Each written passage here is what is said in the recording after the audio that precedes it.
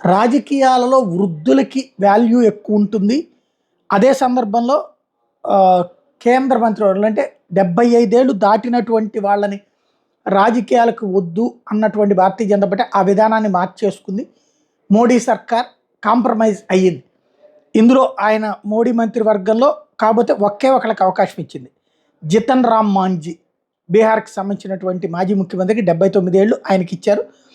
తర్వాత తక్కువ నెక్స్ట్ పెద్ద వయసు నరేంద్ర మోడీది 73 ఏళ్ళు. ఆ తర్వాత పెద్ద వయసు రాజ్నాథ్ సింగ్ది 72.